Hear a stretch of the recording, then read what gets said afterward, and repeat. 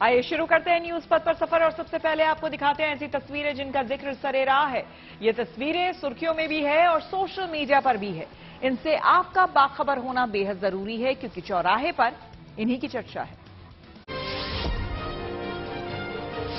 उत्तराखंड में केदारनाथ मंदिर के गर्भगृह का एक वीडियो सोशल मीडिया पर वायरल हो गया। इसमें दिख रहा है कि एक भक्त की ओर से शिवलिंग पर नोट उड़ाए जा रहे हैं।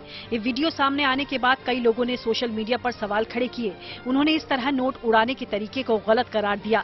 इसी वीडियो में दिखाई दिया कि इस भक्त के साथ एक पुरोहित भी गर्भगृह में मौजूद है। उधर केदारनाथ के तीर्थ पुरोहितों का कहना है कि ये वीडियो कुछ दिन पुराना है और इसमें भक्त एक किन्नर है। वहीं रुद्रप्रयाग के जिलाधिकारी ने इस वीडियो के सामने आने के बाद जांच के आदेश दे दिए। हिमाचल प्रदेश के धर्मशाला में करेरी झील में फंसे 26 सैलानियों को पुलिस और एसडीआरएफ की टीम ने बचा लिया। दरअसल यहां तेज बारिश की वजह से बाढ़ आ गई और इसी दौरान करेरी लेक घूमने पहुंचे ये सैलानी वहीं फंस गए। इसके बाद उन्होंने इमरजेंसी नंबर पर कॉल किया। फिर सूचना मिलते ही पुलिस और एसडीआरएफ मौके पर आई और रेस्क्यू ऑपरेशन शुरू किया गया। बताया गया कि ये पर्यटक हिमाचल के अलावा दूसरे प्रदेशों दिल्ली, पंजाब और उत्तर प्रदेश से भी थे। उड़ीसा और गुजरात समेत देश भर में मंगलवार सुबह भगवान जगन्नाथ की रथ यात्रा निकाली जाएगी। इससे पहले अहमदाबाद में मुस्लिम समुदाय से जुड़े लोगों ने भगवान को चांदी का रथ भेंट किया। उन्होंने ये रथ मंदिर प्रशासन को सौंपा। वहीं इस दौरान इन मुस्लिम समुदाय के लोगों ने राज्य में शांति के लिए प्रार्थना भी की। जम्मू कश्मीर के उरी में सेना ने एक पहल की और वहां एक म्यूजिकल इवेंट का आयोजन किया। जश्न उरी नाम के इस कार्यक्रम में वहां के युवाओं ने बड़ी संख्या में भाग लिया। इस दौरान लोक गीतों से कार्यक्रम में समा बंध गया।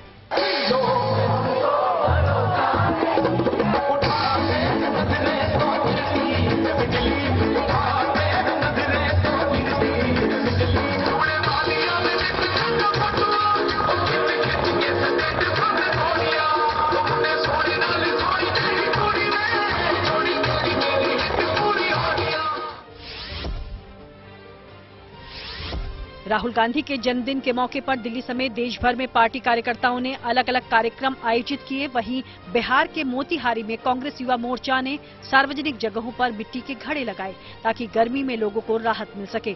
वहीं इन कार्यकर्ताओं ने लोगों को सड़क पर पानी और शरबत भी पिलाया।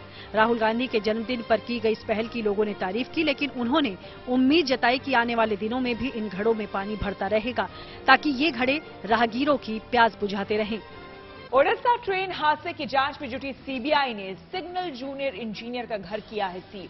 पूछताछ के बाद अब परिवार के साथ लापता होने की खबर सामने आई है। आइए आपको हम सीधे लिए चलते हैं न्यूज एक्सप्रेस वे पर, जहां पर देश से जुड़ी कुछ और जरूरी खबरें कर रही हैं आपका इंतजार। बीजेपी ने लोकसभा चुनाव के लिए कमर कस ली। दिल्ली में पार्टी के मुख्यालय में फिर एक बैठक हुई जिसमें पार्टी अध्यक्ष जेपी नड्डा, गृहमंत्री अमित शाह और बीएल संतोष समेत कई नेता मौजूद रहे। खास बात यह भी रही कि इस बैठक में आरएसएस के सह सरकार्यवाह अरुण कुमार भी शामिल हुए। बीजेपी संगठन में विस्तार और आगामी चुनावों के मद्देनजर पार्टी में लगातार बैठकों का दौर जारी है। दिल्ली समेत उत्तर भारत के कुछ राज्यों में बारिश हुई जिसकी वजह से लोगों को गर्मी से थोड़ी राहत मिली। दिन में लू नहीं चली और मौसम सुहावना हो गया। ऐसे में राजधानी में पिछले कई दिनों से गर्मी का सामना कर रहे लोगों के लिए घरों से बाहर निकलना थोड़ा आसान हो गया। मौसम विभाग के मुताबिक अगले 2 दिनों तक वेस्टर्न डिस्टर्बेंस की वजह से दिल्ली एनसीआर में बारिश होती रहेगी और पारा 40 डिग्री से नीचे रहने का अनुमान है। गुजरात से राजस्थान पहुंचे बिपरजॉय तूफान का असर नजर आया। अजमेर और बाड़मेर समेत कई इलाके पानी से लबालब भर गए। घरों में पानी घुस गया। ऐसे में लोगों की मुश्किल बढ़ गई। फिलहाल कई जगहों पर राहत और बचाव अभियान चलाया जा रहा है, लेकिन बारिश की वजह से इसमें दिक्कत आ रही है। असम के कोकराझार जिले में हुई भारी बारिश से विधायक के घर में भी पानी घुस गया। ऐसे में खुद विधायक राबीराम नर्जरी को पानी निकालने के लिए काफी मशक्कत करनी पड़ी। राज्य में लगातार हो रही बारिश से जनजीवन बेहाल है। कहीं बाढ़ आ गई है तो कहीं बाढ़ जैसे हालात बन गए हैं। तमिलनाडु के मंत्री वी सेंथिल बालाजी की गिरफ्तारी के मामले में प्रवर्तन निदेशालय ने मद्रास हाईकोर्ट के फैसले के खिलाफ सुप्रीम कोर्ट में एक याचिका दायर की जिस पर बुधवार को सुनवाई होगी। ईडी की तरफ से सॉलिसिटर जनरल तुषार मेहता ने दलील पेश की। इस दौरान ईडी ने हाईकोर्ट की सुनवाई पर रोक लगाने की गुहार लगाई। ईडी ने आरोप लगाया कि सेंथिल बालाजी काफी प्रभावशाली व्यक्ति हैं, लिहाजा उनको रियायत या राहत मिलने से इस गंभीर मामले की जांच पर असर पड़ेगा। इससे पहले हाईकोर्ट ने सेंथिल को इलाज के लिए अस्पताल में भर्ती करने की इजाजत दे दी थी। छत्तीसगढ़ के कोरबा में एक बड़ा आग हादसा हुआ। हालांकि राहत की बात ये रही कि इसमें कोई हताहत नहीं हुआ। दरअसल हादसे के दौरान लोगों ने इमारत से कूदकर अपनी जान बचाई। बताया गया कि वहां इंडियन बैंक समेत कई दुकानें थीं। ऐसे में इस घटना में कई दुकानें जलने से करोड़ों का नुकसान हुआ। और आइए अब रुक करते हैं प्रगति मार्ग का, जहां ऐसी खबरें हैं जो कि देश की तरक्की, प्रगति और लोगों की काबिलियत दिखाती है। मुंबई को जल्द ही कोस्टल रोड प्रोजेक्ट की सौगात मिलने जा रही है। ये प्रोजेक्ट मुंबई के लोगों के लिए वरदान साबित होने वाला है, जो माया नगरी की तरक्की और रफ्तार को और भी तेजी देगा। देखिए हमारे सहयोगी पारस दामा की ये ग्राउंड रिपोर्ट।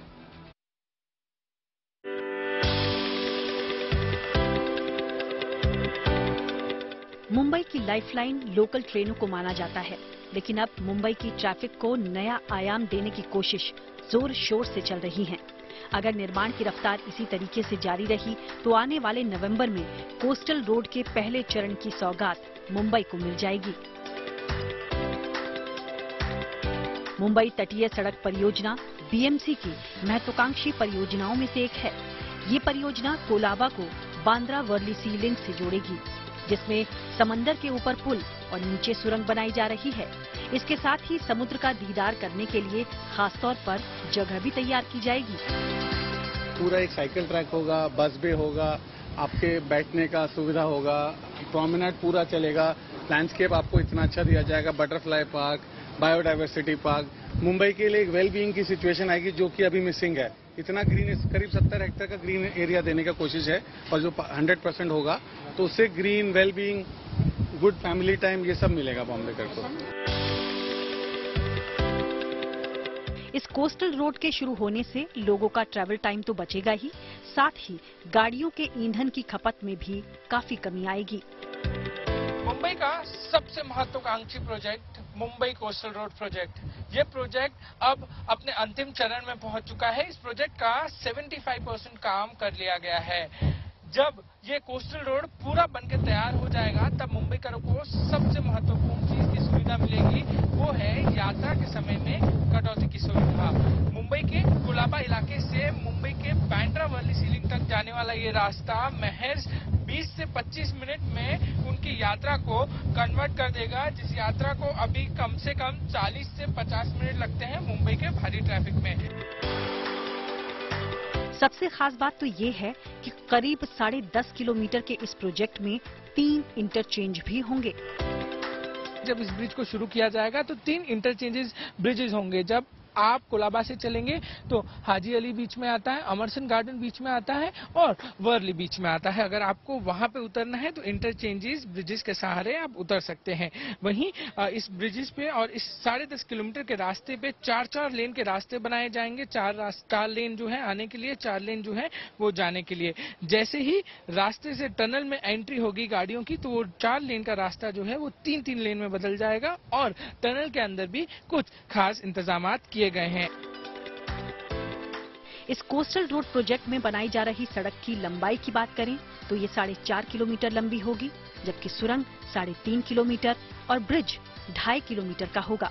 टनल में सुरक्षा के खास इंतजाम भी किए जाने की बात कही गई है।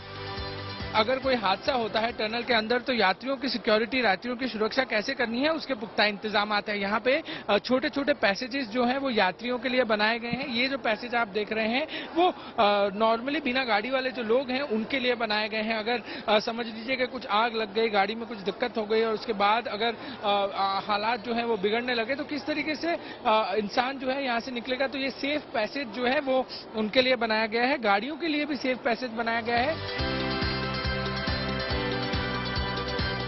बता दें कि कोस्टल रोड प्रोजेक्ट का निर्माण कार्य 2018 में शुरू हुआ था और उम्मीद के अनुसार इसका 75 से 80% काम पूरा हो चुका है। इस परियोजना के पहले चरण का काम इसी नवंबर महीने तक पूरा हो जाएगा, लेकिन अलग अलग चरणों का काम 2024 तक पूरा होने की उम्मीद है।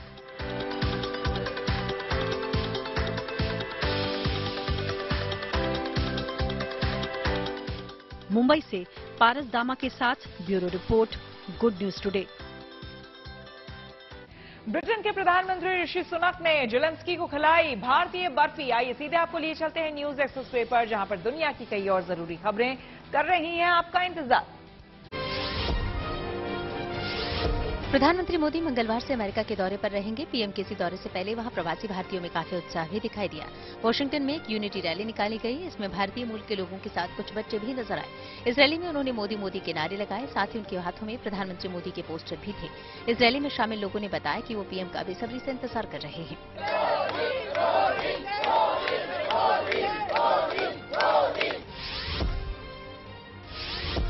उत्तर कोरिया के सर्वोच्च नेता किम जोंग उन ने अपने दल वर्कर्स पार्टी की एक उच्च स्तरीय बैठक की, जिसमें उन्होंने अपने अधिकारियों से सख्त नाराजगी जताई। दरअसल पिछले दिनों उत्तर कोरिया की जासूसी सैटेलाइट का टेस्ट फेल हो गया था। इसी को लेकर किम जोंग उन नाराज हैं। ऐसे में वर्कर्स पार्टी की बैठक में ये मांग की गई कि इस बात की जांच होनी चाहिए कि ये मिशन कैसे नाकाम रहा। चर्चा है कि जिम्मेदार अधिकारियों पर सख्त कार्रवाई हो सकती है।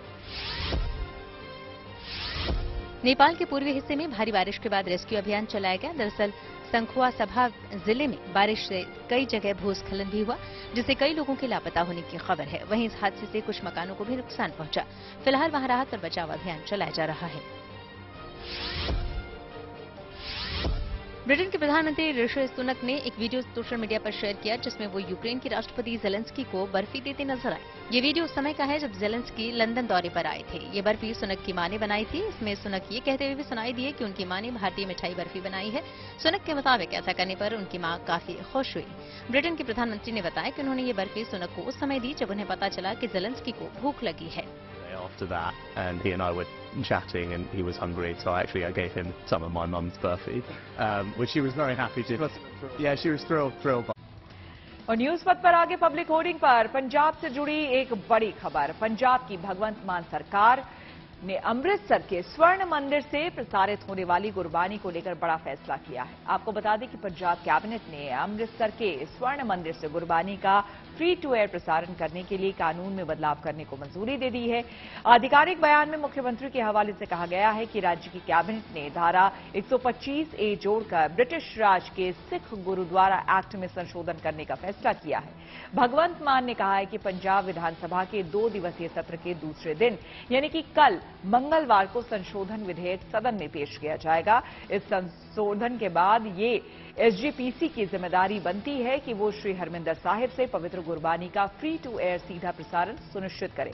मुख्यमंत्री ने साफ किया है कि इस संशोधन को इस उद्देश्य से मंजूरी दी गई है कि पूरी मानवता मुफ्त में गुरबानी का सीधा प्रसारण सुन सके और देख सके। भगवंत मान ने कहा है कि एक विनम्र और भक्त सिख के तौर पर वे खुद दुनिया भर में गुरबानी के फ्री टू एयर प्रसारण के पक्ष में हैं। वर्तमान में गुरबानी को पीटीसी चैनल के जरिए स्वर्ण मंदिर से प्रसारित किया जाता है। पीटीसी एक निजी चैनल है जिसका जुड़ाव शिरोमणि अकाली दल के बादल परिवार से है। हालांकि सिखों की शीर्ष धार्मिक संस्था शिरोमणि गुरुद्वारा प्रबंधन कमेटी ने पंजाब सरकार के इस कदम का विरोध किया है। एसजीपीसी ने कहा है कि 1925 का एक्ट एक केंद्रीय कानून है और इसे केवल संसद के जरिए बदला जा सकता है। हालांकि मुख्यमंत्री भगवंत मान ने कहा है कि राज्य सरकार इस एक्ट में संशोधन करने के लिए पूरी तरह से सक्षम है, क्योंकि सुप्रीम कोर्ट ने पहले ही फैसला सुनाया था कि ये 2 या फिर ज्यादा राज्यों से जुड़ा एक्ट नहीं है, बल्कि एक राज्य का कानून है। न्यूज पथ पर आज सोशल अड्डा पर थोड़ा सा रुकते हैं और आज के मुद्दे पर लोगों की राय जानते हैं। सोशल अड्डा में आज बात गीता प्रेस को मिले सम्मान की। धार्मिक साहित्य को बढ़ावा देने के लिए विश्व भर में गीता प्रेस की अपनी अलग पहचान है और अब केंद्र सरकार ने उस पहचान को सम्मानित करने का फैसला किया है। संस्कृति मंत्रालय की ओर से 2021 का गांधी शांति पुरस्कार गीता प्रेस गोरखपुर को दिए जाने की घोषणा की गई है। ये फैसला प्रधानमंत्री नरेंद्र मोदी की अध्यक्षता में लिया गया।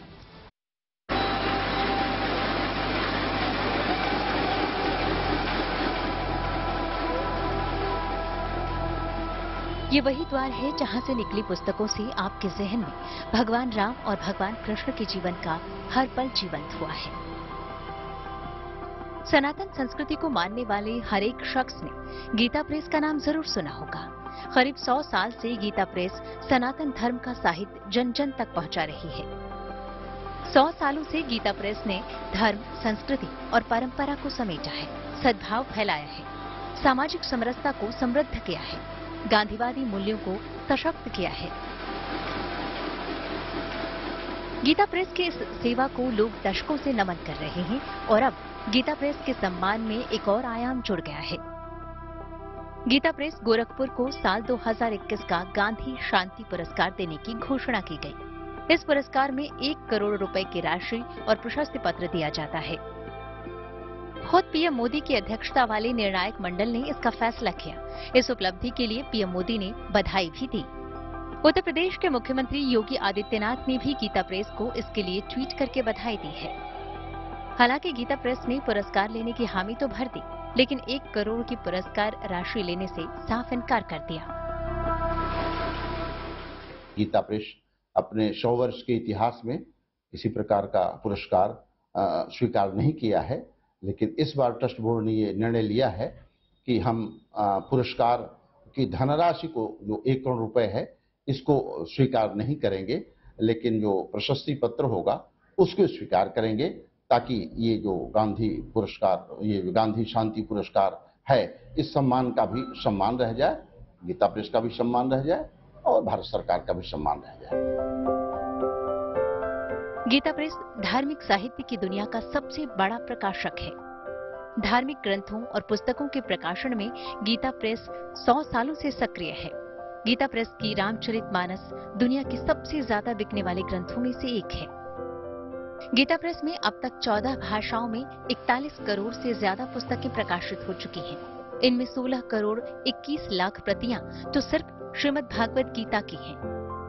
ऐसे में सद्भाव और समरसता के इस पुरस्कार की गीता प्रेस हकदार है और ये समाज के लिए गर्व की बात है। गोरखपुर से रवि गुप्ता और गजेंद्र त्रिपाठी के साथ लखनऊ से शिल्पी सेन, गुड न्यूज टुडे। और आइए अब जानते हैं कि गीता प्रेस को मिले इस सम्मान पर लोगों का क्या कहना है। जो गोरखपुर को ये मिला है अवार्ड, गोरखपुर यानी गीता प्रेस को मिला है, यानी कि पूरे गोरखपुर के लिए सम्मान की बात है, तो क्या कहना चाहते हैं?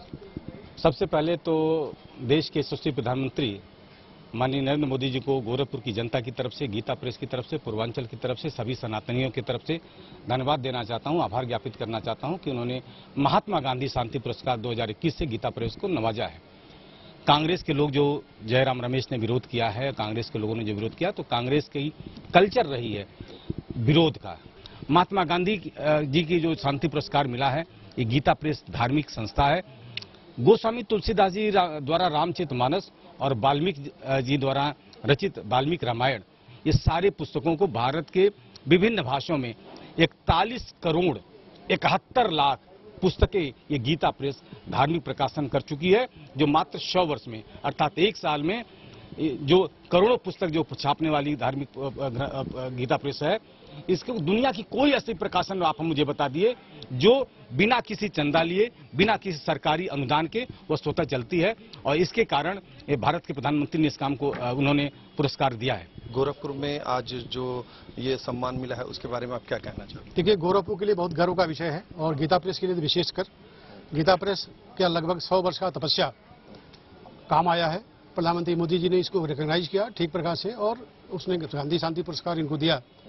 ये बहुत ही गर्व की बात है गोरखपुर वासियों के लिए, हिंदू धर्म के लिए, हिंदू संस्कृति के लिए और सभी सनातनियों के लिए ये बहुत ही गर्व का विषय है। इस विरोध से खबरों के एक्सप्रेसवे से आगे रुक करते हैं सियासी ढाबे का, जहां आज की सबसे दिलचस्प खबर मौजूद है। एक तरफ नीतीश कुमार विपक्षी दलों को साथ लाने में जुटे हैं, तो दूसरी ओर विपक्षी पार्टियों के कुछ नेता तलवार ताने खड़े हैं। केजरीवाल ने राजस्थान में कांग्रेस पर हमला बोला, तो ममता कह रही है कि सीपीएम का साथ उनको गवारा नहीं। अब सवाल है कि अपनी डफली, अपना राग वाला विपक्ष मोदी के खिलाफ मोर्चा कैसे बनाएगा। ये कुर्सी के लिए स्वार्थी लोगों का एक गठबंधन है। वो बेचारा सचिन पायलट रो रो के मर गया, कहता है वसुंधरा राजे को गिरफ्तार करो। गहलोत कहता है मैं नहीं करता, मेरी बहन लगती है। राजस्थान में जो कुछ भी बोले केजरीवाल, उससे उनको बचना चाहिए। बड़ा दिल लेकर के समाजवादियों का समर्थन करें। दिल मिलाने की बात कौन कहे, अभी तो हाथ मिलाने की भी रस्म अदायगी नहीं हुई है। और यहाँ ये हाल है कि एक दूसरे के खिलाफ ताल ठोका जा रहा है।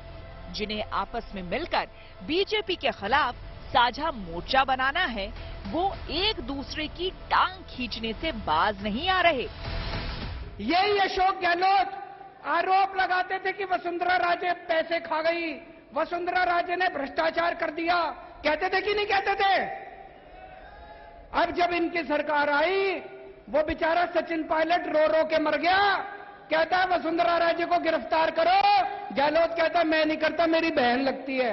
राजस्थान में जो कुछ भी बोले हैं केजरीवाल जी, उससे उनको बचना चाहिए था। राजस्थान में आज योग्यतम श्रेष्ठतम सरकार बनी है गहलोत जी के नेतृत्व में। भ्रष्टाचार की बात आप वहां तो कर रहे हैं, पर आपके 2 मंत्री यहां जेल के अंदर भ्रष्टाचार के आरोप है। केजरीवाल कांग्रेस से दिल्ली पंजाब मांग रहे हैं, बदले में राजस्थान मध्य प्रदेश का ऑफर है।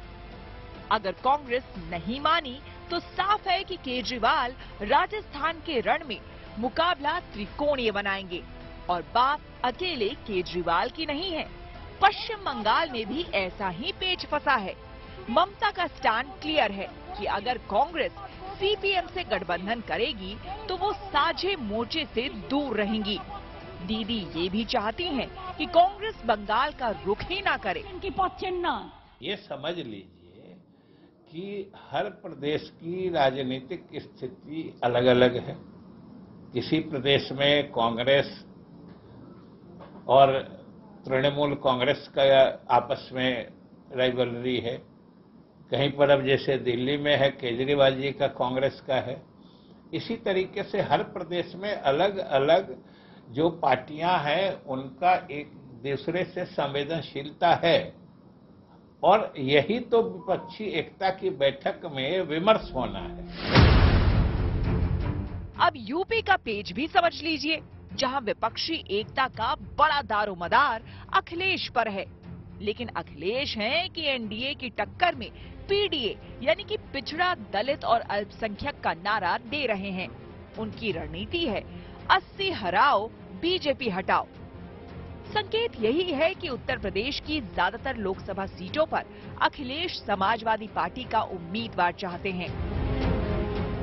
मैं आने वाले समय में ये कह सकता हूं कि सभी दल जो समाजवादी पार्टी के साथ जुड़ना चाहते हैं या भारतीय जनता पार्टी को हटाना चाहते हैं, वो बड़े दिल से आए और बड़ा दिल लेकर के समाजवादियों का समर्थन करें। पीडीए का मतलब मैंने कल बताया था कि श्री अखिलेश यादव जी के पीडीए का मतलब पी फॉर परिवारवाद है, डी फॉर दंगा कराओ है और ए फॉर अपराधियों का साथ देना है।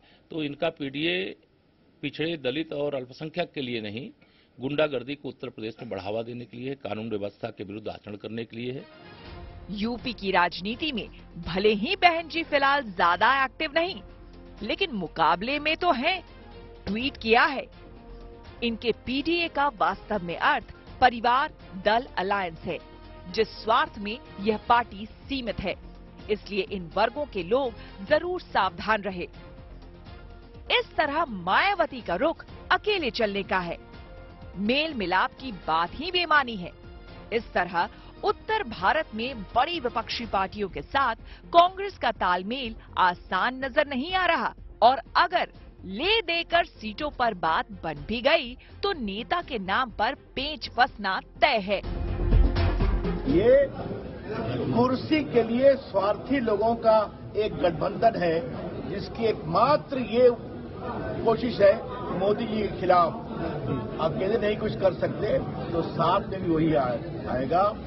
देवेगौड़ा, गुजराल, बीपी सिंह से देश बहुत आगे निकल चुका है। हिंदुस्तान स्थायी सरकार चाहता है, आपस में लड़ने वालों का रगड़ा नहीं चाहता है। इसलिए मिले, चाय पिए, लिट्टी खाएं। 77 में कौन सा फेज था, 2004 में कौन सा फेज था, और मैं तो जो लोग भी डेमोक्रेसी में इस फेज की बात करते हैं ना, वो लोकतंत्र के दुश्मन है। अरे साहब, साबुन न्यूज पथ पर आ गए हैं धन बाजार, जहां शेयर बाजार से लेकर कारोबार तक की सभी जरूरी खबरें होती हैं, जिनका रिश्ता आपकी आमदनी, आपकी जेब से होता है। तो तेज रफ्तार खबरों के बीच ये जरूरी खबरें छूट न जाए, इसलिए आपको सीधे लिए चलते हैं धन बाजार। शेयर बाजार में गिरावट देखने को मिली। सेंसेक्स 216 अंकों की गिरावट के साथ 63,168 पर बंद हुआ। वहीं निफ्टी में भी 71 अंकों की गिरावट रही। निफ्टी 71 अंक फिसलकर 18,755 पर बंद हुआ। एसबीआई ने अनुमान जताया कि 2,000 रुपए का नोट वापस लेने से जीडीपी ग्रोथ रेट में फायदा होगा। एसबीआई ने मौजूदा वित्त वर्ष में जीडीपी ग्रोथ रेट 6.5% से अधिक रहने का अनुमान जताया। एसबीआई ने अपनी एक रिपोर्ट में कहा है कि पहली तिमाही में जीडीपी बढ़त दर 8.1% हो सकती है। सरकार ने मौजूदा वित्त वर्ष के लिए सॉवरेन गोल्ड बॉन्ड स्कीम शुरू कर दी। इस बार 1 ग्राम सोने की कीमत 5,926 रुपए तय की गई। इसमें ऑनलाइन और ऑफलाइन दोनों तरह से निवेश किया जा सकेगा। ये स्कीम 23 जून यानी शुक्रवार तक खुली रहेगी। गोल्ड बॉन्ड की दूसरी सीरीज 11 से 15 सितंबर के बीच जारी रहेगी। जम्मू कश्मीर बैंक ने लद्दाख के दूर दराज के इलाकों में बैंकिंग सेवाएं मुहैया कराने के लिए 2 मोबाइल बैंक शाखाएं शुरू की। Jammu Kashmir bank on wheels नाम से शुरू की गई इस बैंक सर्विस से दूर दराज के इलाकों में रहने वाले लोगों को आसानी होगी। अब उन्हें घर के आसपास ही हर तरह की बैंकिंग सुविधाएं मिल पाएगी। मारुति सुजुकी ने अपकमिंग कार इन्विक्टो की बुकिंग शुरू कर दी। इसे कंपनी की ऑफिशियल वेबसाइट से या नेक्सा डीलरशिप पर 25,000 रुपए की टोकन मनी देकर बुक किया जा सकता है। कंपनी इसे भारत में 5 जुलाई को लॉन्च करेगी। इन्विक्टो को भारत में नेक्सा डीलरशिप से बेचा जाएगा। वेंगसरकर ने बीसीसीआई और चयनकर्ताओं पर उठाए सवाल। खेल जगत की कुछ और खबरों को जानने के लिए आइए सीधे चलते हैं खेल चक्कर। तलवारबाजी में भारतीय खिलाड़ी भवानी देवी ने इतिहास रच दिया। उन्होंने चीन में चल रही एशियाई तलवारबाजी चैंपियनशिप में ब्रॉन्ज मेडल जीता। ये इस प्रतियोगिता में भारत का पहला मेडल है। हालांकि भवानी देवी को सेमीफाइनल मुकाबले में हार का सामना करना पड़ा था, लेकिन वो सेमीफाइनल में पहुंचकर ही अपना पदक पक्का कर चुकी थीं।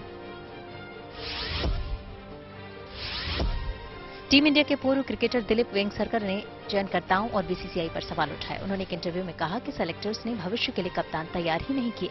वेंगसरकर के मुताबिक पिछले 6-7 सालों में चयनकर्ताओं का कोई विजन ही नहीं था। ओडिशा के सीएम नवीन पटनायक ने इंटर कॉन्टिनेंटल कप जीतने पर भारतीय फुटबॉल टीम को 1 करोड़ रुपए का इनाम देने का ऐलान किया। इससे पहले रविवार को भारत ने फाइनल मुकाबले में लेबनान को 2-0 से हरा दिया था। इस जीत के बाद भारतीय टीम ने भी टूर्नामेंट से मिली प्राइज मनी में से 20 लाख रुपए बालासोर ट्रेन हादसे के पीड़ितों को देने का ऐलान किया था। एथलीट तेजिंदर पाल तूर ने इंटर स्टेट चैंपियनशिप में शॉट पुट में नया राष्ट्रीय और एशियाई रिकॉर्ड बनाया। तूर ने 21.77 मीटर की दूरी तक गोला फेंका। वहीं इससे पहले उनके नाम 21.49 मीटर का रिकॉर्ड था। इसी के साथ उन्होंने वर्ल्ड एथलेटिक्स चैंपियनशिप के लिए भी क्वालिफाई कर लिया। पैरा बैडमिंटन खिलाड़ी प्रमोद भगत ने Canada para badminton international tournament में शानदार प्रदर्शन किया। उन्होंने प्रतियोगिता में 1 सिल्वर और 2 ब्रॉन्ज मेडल जीत ली। इसी के साथ न्यूज वक्त में मेरे यानी श्वेता झा के साथ आज फिलहाल इतना ही। देश दुनिया की तमाम पॉजिटिव खबरों के लिए देखते रहिए गुड न्यूज टुडे।